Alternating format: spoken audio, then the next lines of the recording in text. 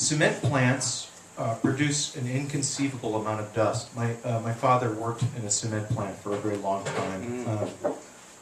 It's really everywhere, and it's so fine that it goes through your respirator, and if there are heaps of it on the floor and you push them with a broom, they move like water. That's not strictly relevant to the poem, but the poem is called The Cement Plant.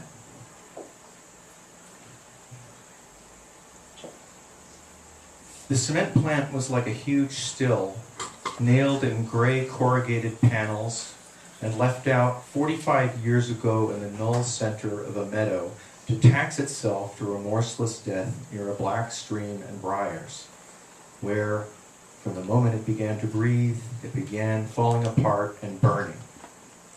But it still went, and the men were paid. The plant made dust, impalpably fine, hung in a tawny alkaline cloud, swept into drifts against millroom piers, frozen by rain on silo ledges. Dust was its first and its final cause. Pin-ups were traced on their car windshields. Dust gave them jobs and killed some of them. Late into evening, their teeth grated. Its product was dust. Its problem, dust. The thing was blind to all its own ends but the one.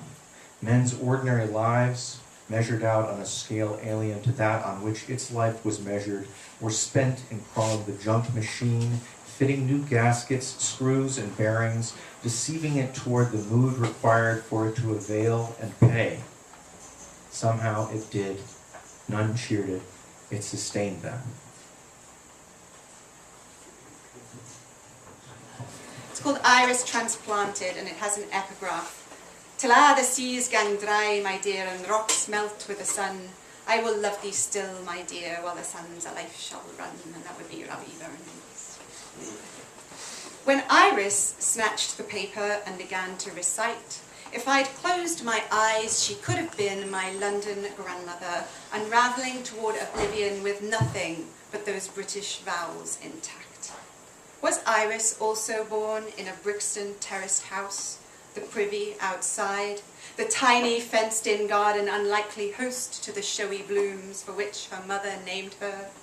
She can't say how she came to cross the ocean.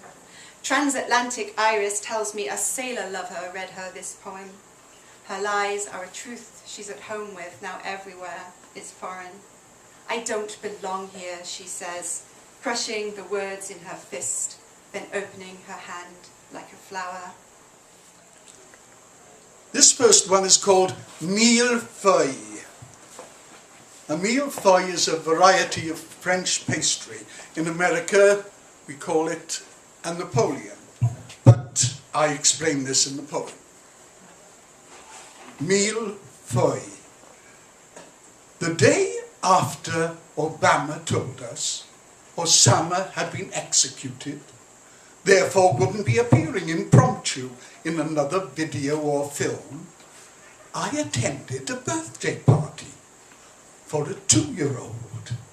This 2-year-old, be-ringleted, be-ribboned, gorgeous, blonde, is the adopted child of 2 queer friends, an affair of long standing, one Jewish, one German. Her biological mother is New England Swedish, biological father Californian. Adopted before the exit from her mummy's tummy at -7 days old. As she sits by the side of her German dad at a 2-year bash, the world claps. Her German dad is Papa, her Jewish dad Dada.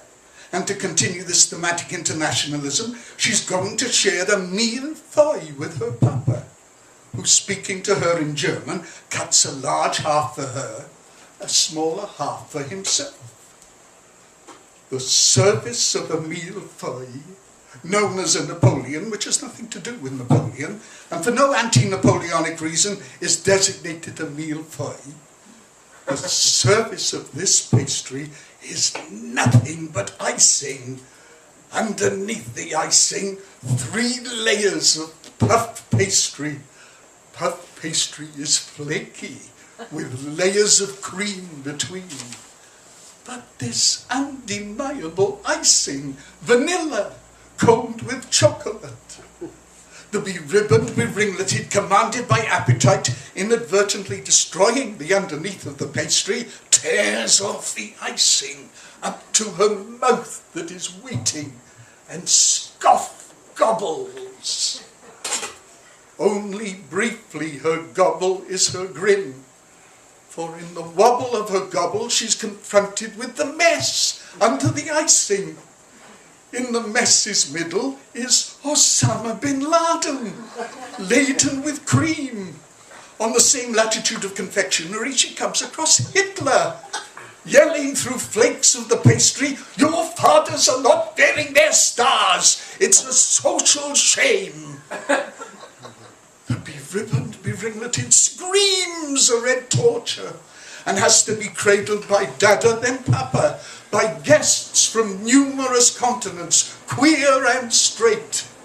Nothing can console her, for she's discovered the mess under the icing, that enticing amounts to the devious perfections of the promised plate.